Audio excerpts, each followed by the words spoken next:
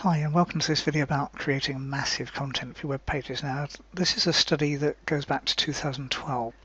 This is the one that seems to be most often quoted, and it's the average content length of the top 10 results on pages. And if you see there, top 2 or 3 around about 2,500, 2,400 words average content length. Now in my experience that's actually low now. So we're talking 2012, which is the time I'm recording 4 years ago. I'd say you can add roughly another 1,000 words to that on the pages I've checked, and sometimes even more. Let's take a really high competition, says he sarcastically, fear of needles. It's not high competition at all, but the first page on the results after the snippet is actually 13,500 words long, not pages, 13,500 words long, and that's not unusual nowadays with what Google's doing. Other ones, Wikipedia's up there, WikiHow is up there, I think I measured that, it's about 2,500, 3,000, something like that. But generally speaking, what's happening is that extraordinarily long pages are showing up regularly. Now, that means that if you're used to doing 300, 500, 1,000 word posts, your chance of coming up on the first page of Google, even for uncompetitive terms like that, is low. And competitive terms, no chance. So what I'm currently doing is a page on one of my websites where I'm going to be aiming for around about 10,000 to 12,000 words, something like that. And you can see what I've done so far. I'll put the URL below it, below this video when I put it up. What I've done is exactly what I'd suggest you do in terms of that. I've got brief introduction, and then all I've done on the page is put 10 headlines.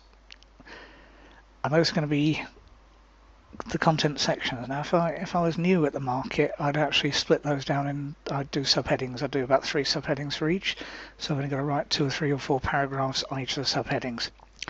Because I'm used to writing content, have been for ages, then I won't do that. I'll just literally do that, and that's the section I typed in yesterday. That's just under 1,000 words, and you can see I've split it up. I've got bullet points several times, sometimes with bits marked bolded, sometimes not, and you'll find that actually that works quite well.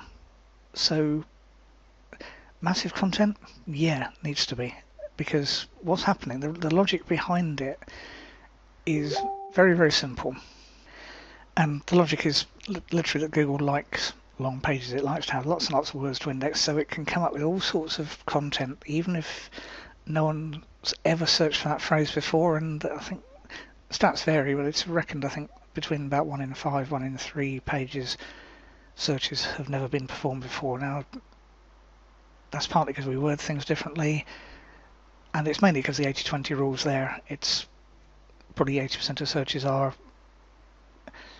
very rarely searched for, 20% will be searched for almost all the time, and you can guarantee that if it's some popular star or whatever, then they'll be searched for regularly, and it'll be, people will choose the suggestions. But